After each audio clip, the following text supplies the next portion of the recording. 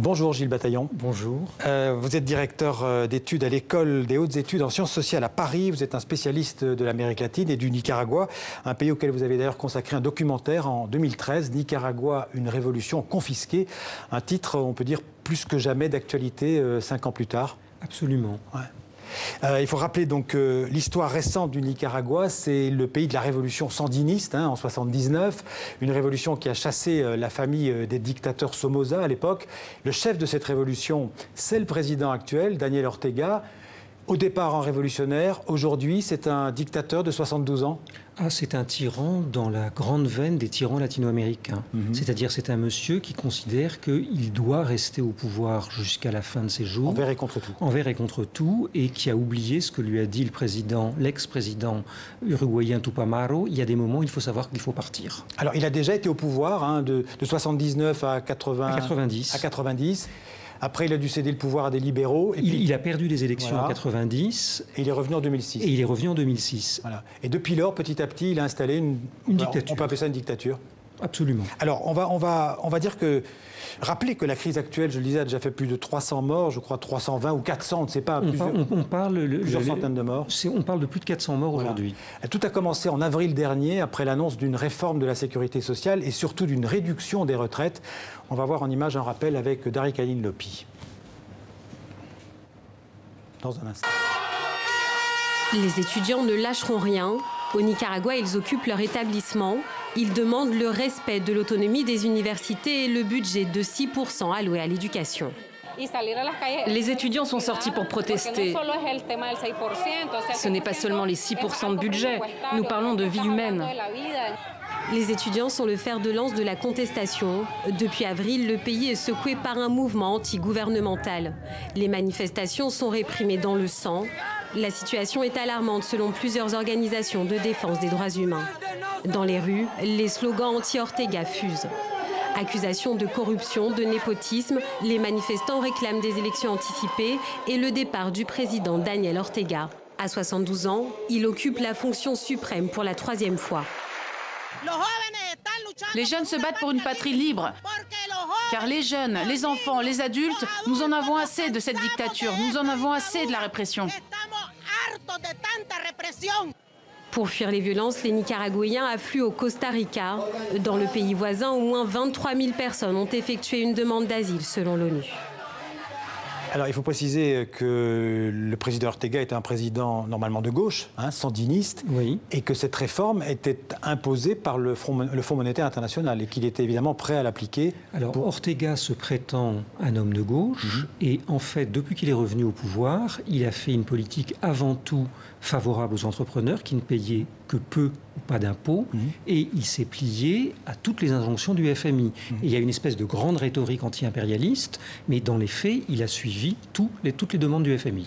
On peut dire qu'aujourd'hui, en 2018, le régime Ortega est devenu l'équivalent de la dictature Somoza dans les années 60 et 70. Alors, elle est devenue l'équivalent de la dictature Somoza dans les années 60 et 70. Et disons, il y a deux parallèles qu'il faut faire. Il y en a un premier qui est dans la situation, qui est une situation révolutionnaire au sens où le parti au pouvoir a une très grande majorité des gens contre lui. Différentes enquêtes montrent qu'il a au mieux un tiers des gens qui sont partisans du régime. 8 à 10% de gens qui sont des partisans durs et 20% qui sont des gens qui sont des partisans intéressés puisqu'ils vivent du clientélisme d'État. Et surtout, disons, toute l'aura du pouvoir s'est effondré. Et il apparaît comme un tyran sanguinaire, exactement comme le dernier des Somoza l'est apparu. Et en même temps, même ses disciples ne croient plus en la mythologie sandiniste. Il y a toute une partie des gens qui ont été ses compagnons d'armes qui sont aujourd'hui ses premiers opposants. Je pense à quelqu'un comme Sergio Ramírez qui a été son vice-président, qui prend la plume pour dénoncer la dictature et de la façon la plus nette et la plus décidée. Je pense à Dora Maria Telles qui a été une des grandes commandantes de la Révolution. Il y en a des tas d'autres qui sont moins connus mais qui sont tous en première ligne dans la bataille contre lui. Est-ce qu'il a encore aujourd'hui des soutiens? On va parler après, on va parler de la situation dans le pays, mais à l'extérieur, dans des pays étrangers qui soutiennent, par exemple la Chine? Alors, la Chine n'a rien dit pour le moment, la Russie n'a rien dit, et en Amérique latine, les pays qui le soutiennent, c'est le Venezuela de Maduro, pas de commentaire, la Bolivie d'Evo Morales et la Cuba post-castriste. Alors, il y a une femme qui joue un rôle très important aussi dans cette crise, on peut dire, au Nicaragua. C'est la femme du président Ortega, elle s'appelle Rosario Murillo. Oui. Elle est aussi vice-présidente. Oui, absolument. Quel rôle est-ce qu'elle joue auprès de son mari? Alors, elle est devenue une femme politique extrêmement influente, et ce, après une histoire shakespearienne assez invraisemblable et immonde. C'est-à-dire, sa fille a dénoncé des viols répétés de la part de son beau-père. Elle a commencé par essayer... Donc du président Ortega. Donc du président Ortega. Elle a commencé par essayer de déposer plainte au Nicaragua, et la justice nicaraguayenne et une juge aux ordres des sandinistes a enterré l'affaire. Elle s'est donc tournée vers la Cour interaméricaine des droits de l'homme. Elle a déposé plainte, et là, sa mère, au lieu de la soutenir, a tout fait pour qu'elle retire sa plainte, de telle sorte que Ortega ne puisse pas être poursuivi par la justice internationale. Et c'est après ça qu'il y a eu un mariage en grande pompe de Rosario Murillo et Daniel Ortega, qui n'étaient pas mariés et qui étaient, disons, avait été un mariage distendu à plusieurs reprises, et ils ont rejoué la famille catholique réconciliée, et c'est à ce moment-là qu'elle a eu un poids politique qu'elle n'avait jamais eu avant, et qu'elle est devenue, lors du précédent mandat d'Ortega, celle qui a administré toute l'aide vénézuélienne via les comités populaires citoyens, et qu'elle s'est ensuite lancée comme vice-présidente. D'accord. Alors, quel rôle pour l'armée nicaraguayenne? Parce que pour l'instant, on a l'impression que l'armée reste fidèle à Ortega. Alors, l'armée nicaraguayenne, à la fois, reste fidèle à Ortega et a dit qu'elle n'interviendrait pas, et pour le moment n'est que peu ou pas intervenue. Elle a un rôle extrêmement ambigu. Et disons, le dilemme de l'armée, c'est qu'est-ce qu'on fait face aux groupes paramilitaires qui constituent une armée à côté de l'armée? Au début, c'était des voyous et des gens libérés de prison qu'on a recrutés pour taper sur les manifestants. On peut dire que la basse besogne, comme souvent en Amérique latine, est faite par des paramilitaires, des milices. Ça a été fait au début par des gens qui étaient des sortants de prison, des voyous, pour dire les choses simplement.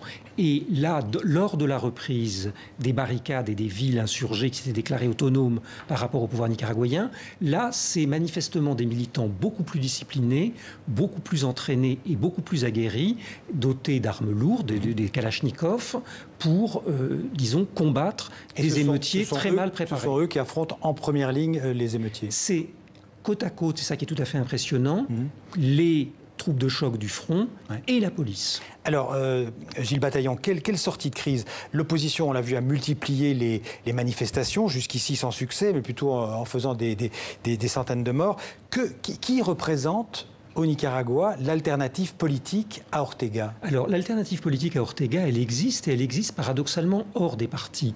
Et on est face à un phénomène qui ressemble beaucoup, avec 15 ans ou presque 20 ans d'écart, aux grandes manifestations qui ont fait que des gouvernements comme les gouvernements vénézuéliens, comme le gouvernement argentin au moment de la crise économique, du peso argentin, ou le gouvernement bolivien ou en Équateur, ont été renversés. Des coalitions citoyennes sont apparues qui sont ensuite devenues des régimes dits néo-populistes. Et là, on a un phénomène de ras-le-bol du même genre, avec toute une société civile qui est mobilisée, et des gens qui soit ont appartenu ou sont toujours membres du mouvement rénovateur sandiniste, soit des personnalités indépendantes qui apparaissent comme des possibles relèves aux partis politiques qui sont complètement discrédités. Le Front, mais aussi les libéraux alliés au Front. Est-ce qu'on peut redouter dans les prochains jours, les prochaines semaines, un engrenage de la violence? Alors on peut tout à fait redouter un engrenage de la violence, au sens où Ortega a gagné une première manche et en cédant sur un certain nombre de choses. La façon dont il a tenté de se justifier dans les médias internationaux, c'est bien le signe qu'il est en situation de faiblesse. Et en même temps, l'opposition qui a dû abandonner les barricades n'a pas cessé de manifester. Les gens sont en même temps moins nombreux, mais très déterminés. Et les jeunes des barricades, de ce qu'on sait, ont reculé pour mieux attaquer. Ils ont l'idée que maintenant, s'il faut prendre des armes, il faudra prendre des armes. Pour l'instant, le président Ortega n'est pas prêt à quitter son pays, à partir en exil? Si vous voulez, Je pense à des images de Somoza en 78. On lui pose la question, une télévision allemande lui pose la question, grand sourire, êtes-vous prêt à renoncer? Jamais. Il est parti un an plus tard. Je pense que Ortega est exactement dans la même disposition d'esprit, c'est-à-dire à la fois dire « je ne partirai jamais » et comme il n'est pas fou, aussi se poser la question de « où puis-je partir ?» et garantir mes avoirs. Éventuellement au Venezuela peut-être? Au Venezuela, à Cuba, dans un pays qui lui donnera l'asile. Quel rôle pour l'Église catholique? Est-ce que l'Église catholique du Nicaragua joue pour l'instant un rôle de médiateur? Alors, l'Église catholique au Nicaragua joue un rôle absolument capital, comme elle l'a joué lors du renversement de Somoza.